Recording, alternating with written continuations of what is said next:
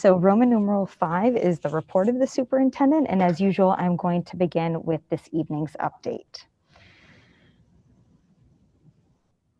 So this week, our update is going to include information about the start of full-time in-person teaching and learning at Everett High.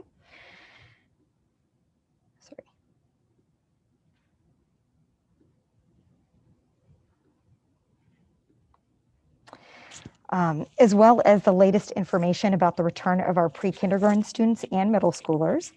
As requested, we also have attendance and enrollment information to share.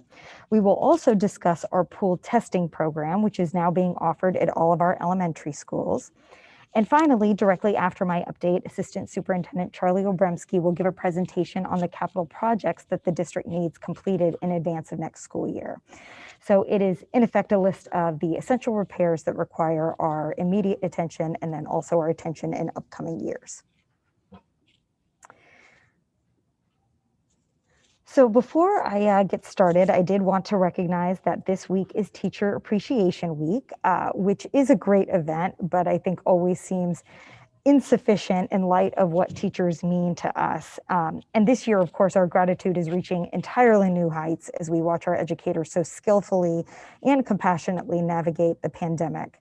So the best and easiest way to celebrate this week is to simply thank a teacher when given the opportunity. This past year has been stressful, unpredictable, and unfamiliar, and our teachers have been asked to learn an incredible number of new skills and strategies in real time. They have been tasked with simultaneously meeting the needs of students in front of them and at home, and they're just providing such a meaningful measure of normalcy, even amongst such an unprecedented time. So please remember to thank a teacher. In this light, I also wanted to talk about all the different things that our teachers do outside of the classroom, that you may not even know about that we try to highlight here. So in that vein, I want to take the chance to quickly congratulate the Everett Teachers Association that has been awarded a $10,000 grant from the Everett Citizens Foundation. So two Cavarian School teachers, Louise DeSisto and Catherine McGee, spearheaded this application in order to fund their program that's entitled Literature to Prompt and Further Conversations on Diversity and Race. And after they receive the funds, they will meet with ETA's Diversity and Equity Committee to determine what books and resources will be purchased using this very substantial grant. So on behalf of the EPS, I want to congratulate these outstanding educators and the overall association for always finding the time and effort to go above and beyond to formulate and write this grant proposal for one. I think this is just one example of the many additional things that our teachers do that go above and beyond what their job description requires and outlines of them in order to support our students every day. So students this past week in pre-kindergarten and grades 6 to 8 who opted for 5-day in-person learning did return to school. That was on Monday, April 26th. So this means we now have our classrooms open across all grade levels except for our high school. While April 5th, with the start of in-person teaching and learning for K to 5 students definitely, had a touch of nervous energy about it, I think last week's Monday atmosphere was a little bit more mellow and definitely exciting to be sure, but it was very orderly and very low key in that way. I think it's been a great benefit that we've tiered our approach to bring back our students.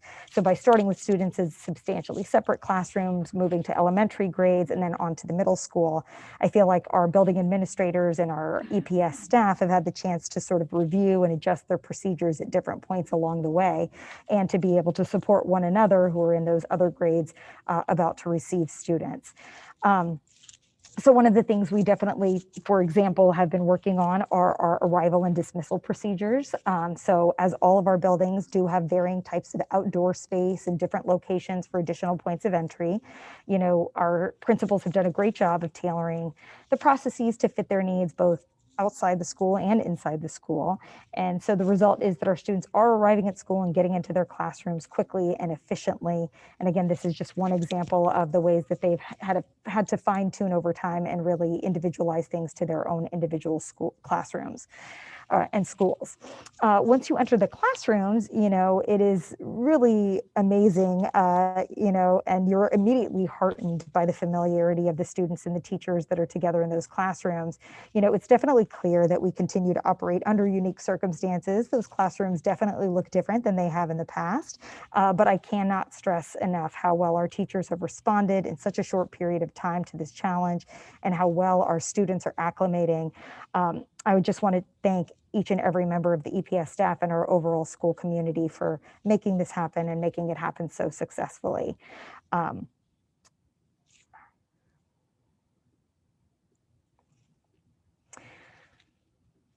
So last week, or this past weekend, we actually had our first Autism Awareness motorcade. So this slide contains just a small sampling of some of the scenes from Saturday's Autism Awareness motorcade. Participants met at Everett High for the trip through the city to show support for family members and friends who live with autism.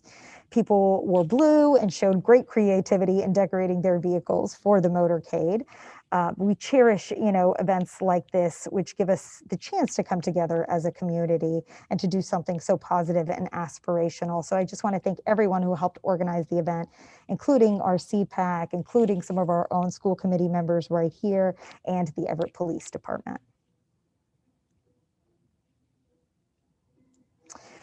So this slide shows our MCAS schedule for Everett High School. 11th graders have the option of taking the test, whereas 9th and 10th graders will have to proceed with mandatory standardized testing in reading and math at some point in the coming weeks. Similarly, students in grades 3 to 8 will be taking MCAS in May and June. And in addition, we will have advanced placement exams that will be offered during a 12-day period in May. So, as we all know, federal and state laws mandate MCAS testing across all grade levels in reading, math, and science. I think educators everywhere have long expressed their opinions on the value of standardized testing in general, but definitely its usefulness in 2021 in particular. And despite what I consider strong reasons for suspending the test, MCAS testing is being pushed ahead. This means, we must administer the exams even if our parents do decide to opt their children out of participation.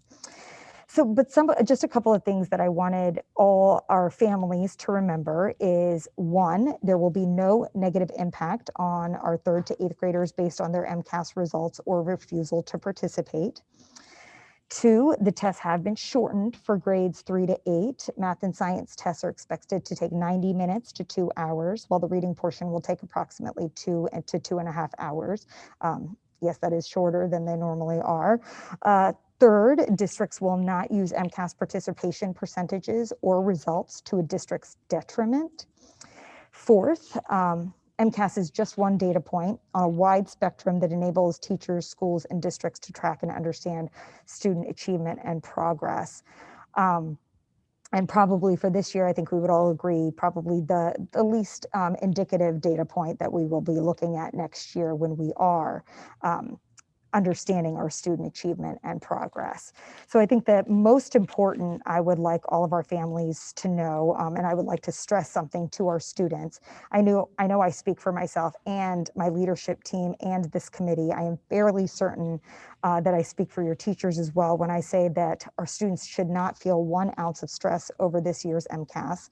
I'm very reluctant to attach widespread meaning to standardized test scores in any year. And I am one of countless educators who think giving the exam during a global pandemic is unnecessary at best and harmful at worst. But I do not want our students to feel that exasperation. It is our job to be frustrated for you. Clearly we would always ask that our students try their very best in anything that they do. And I know that words might not relieve the test anxiety that many students will feel, especially in a standardized setting. But I just want to make sure that our students know that their administrators, their educators, their school committee care infinitely more about them as students than we do about their MCAS scores.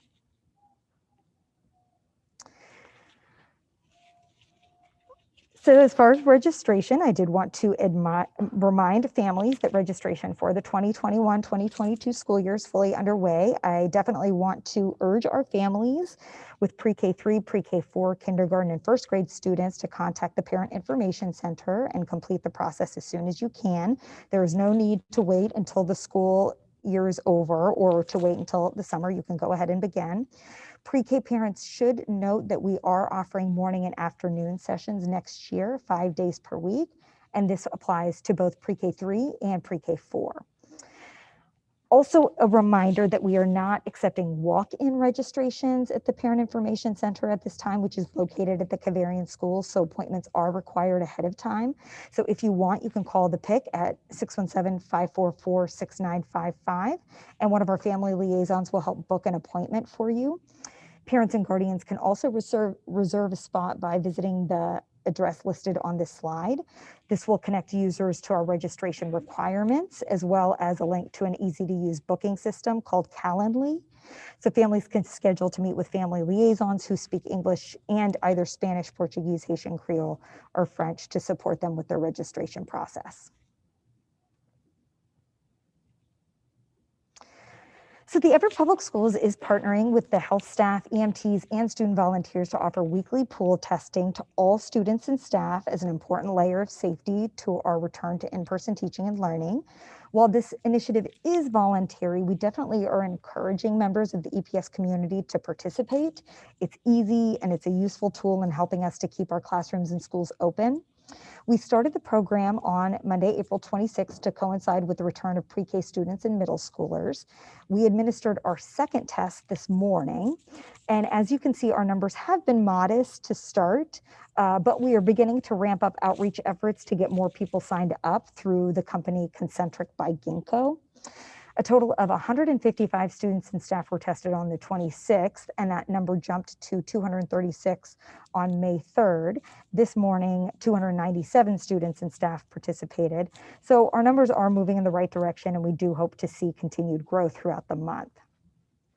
As a parent, I think that the biggest thing to highlight for our families is that the test is painless, which is something that could not have been said earlier when COVID testing first became a prominent part of our lives. So I do want to provide families with that assurance. The test is administered by using just a short swab, and everyone except for our very youngest students can actually do it themselves. And I would also like to thank Julianne Whitson for coordinating this effort, as well as our school nurses and EPS staff who've been giving their time to help successfully launch this important initiative. It's also always a big plus when a program directly benefits our students. In this case, senior interns who are enrolled in Everett High School's health science pathway are providing valuable assistance and gaining hands-on experience alongside professionals in helping support us with this pool testing. So this is a great opportunity under any circumstance, but all the more so in a limited year like this one for them to be able to get hands-on experience in the field. Lastly, this is also a good time to point out that the state is into phase 3 of its vaccination effort, meaning individuals age 16 and older are now eligible to receive the vaccine. Anyone interested can visit the mass.gov website. You can also directly link to the information on the EPS homepage by looking for the news posting entitled Vaccination Effort. And also in the coming days, we will be providing some information about some vaccination efforts that we'll be providing specifically here at Everett High School. We are working on those right now, but as was the case with our faculty vaccination clinics, you know, the window was open before we were able to bring those vaccination clinics. So many of our faculty were able to go ahead and get vaccinated. And we do encourage our 16 and over students to please go ahead and sign up if they are able to do so. So in taking a quick look at just this one COVID-19 slide, we see that the daily incidence rates and percent positivity have continued to place Everett in the yellow or medium risk category, which is great. Everett is in this yellow category using both the state metrics and those of the CDC. So that is good news. And again, we are consistently striving to remain in the yellow. Between April 26th and May 2nd, actually, Everett even reported as few as 2 positive cases in a day and reported double-digit cases only once. So this does coincide with the relaxing of certain guidelines by Governor Baker, but it is important to still stress that amidst all of the encouraging news, the EPS is continuing to have masking and physical distancing rules in place for everyone's safety. And we do remind parents not to send students to school if they are exhibiting any COVID symptoms. So now for our brief attendance update. As of the 139th day of school, more than 5,600 students have posted attendance between 90 and 100%. Our daily absences have creeped upwards since our in-person rollout started in early April, which is something that we expected, but we will continue to monitor. Just a message to our students, their adaptability has just been a complete wonder. For those students who are in that 90 to 100% range, we definitely encourage them to keep it up. And for those students who have endured many challenges during the year that have affected attendance, we do want to make sure that our students know that there is much to be gained by attending school either in person or remotely on a regular basis in May and June. We want to make sure that our students know that it is never too late. It is not too late to get back into regular attendance at school and to be successful at the end of the year. I know the words academic recovery can sometimes, seem negative, but they are in no way meant to be negative. They are simply a reflection of the times that we're living through.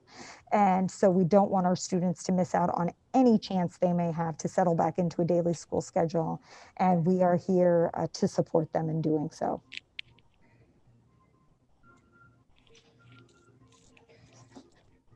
Sorry.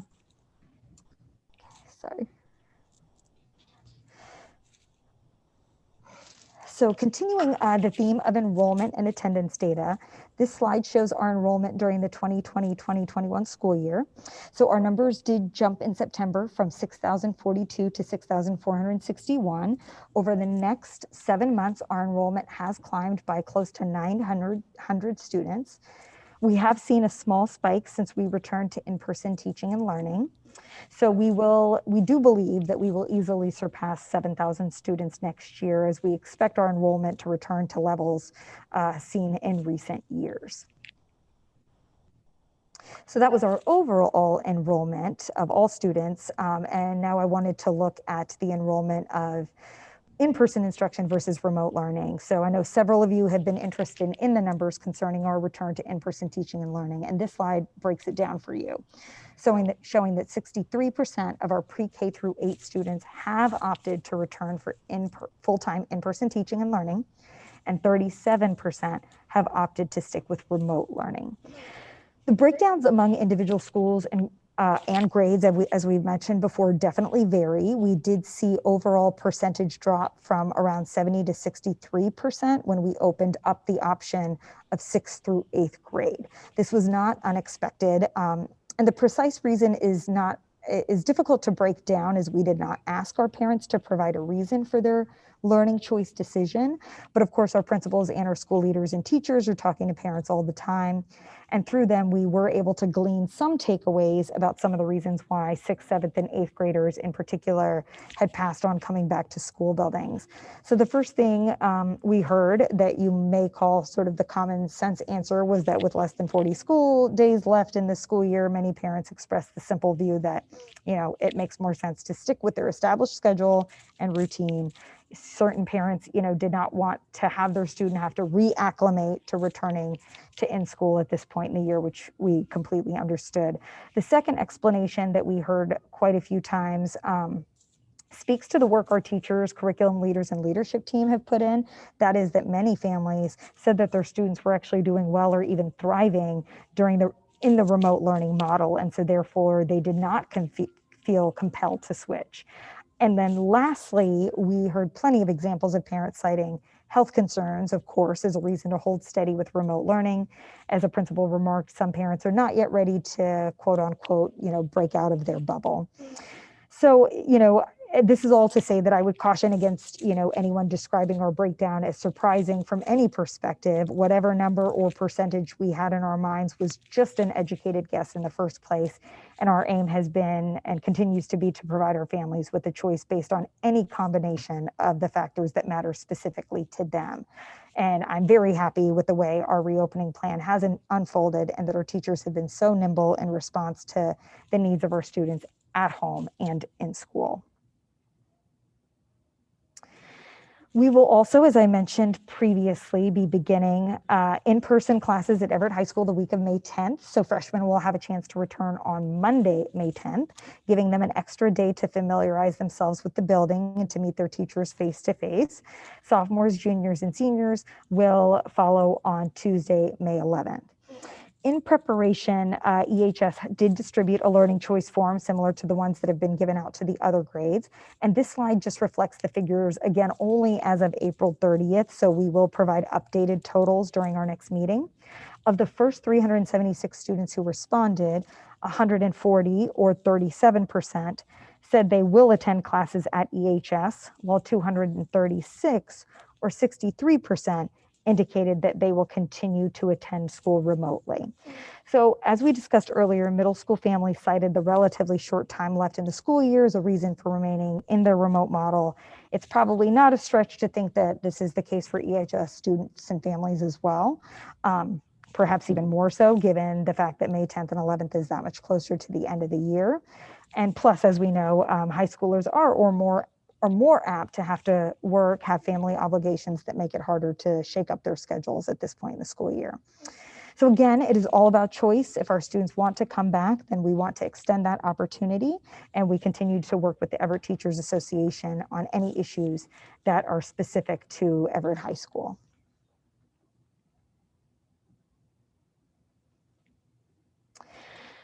To wrap things up, some words on our revamped budget schedule. As all of you are here tonight know, we have to hold a second round of public hearings on our FY22 budget and school choice next week. This is because we didn't have a quorum for the public hearings we held on April 27th, which means that not enough people were present. So we only had 5 members present, even allowing for the fact that members could log on from home, and we needed at least 6. So not a big threshold to break. So hopefully we will do better next Tuesday night, which is when our next public hearing is scheduled for. So I do hope that, students, families, everyone who called in will be able to call in again for this opportunity. I will say that, I was surprised that we didn't have enough members to vote on the budget. During my 14-month tenure here, there has really been quite a bit of tireless enthusiasm for the finances. So much so that it's to me a little bit unthinkable that we would only have 50% attendance at a meeting of such importance. So, I guess I would liken it to a diehard Patriots fan not watching the team play in the Super Bowl. So again, hopefully, we will do better next time. And I do believe that, it is incumbent upon us to make sure that we are supporting our students, supporting our families, and that, again, much of what I've heard about the budget and finances over the past 14 months has been that there has been urgency, there have been missteps in the past. And I know that my team and myself and my school leaders have worked tirelessly to ensure that we are paving a new path for finances moving forward.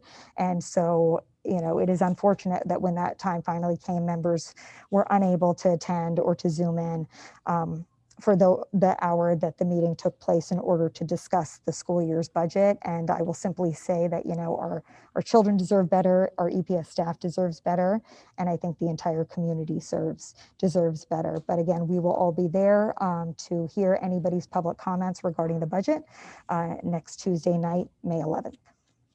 And at this point, I will take any questions that anyone has.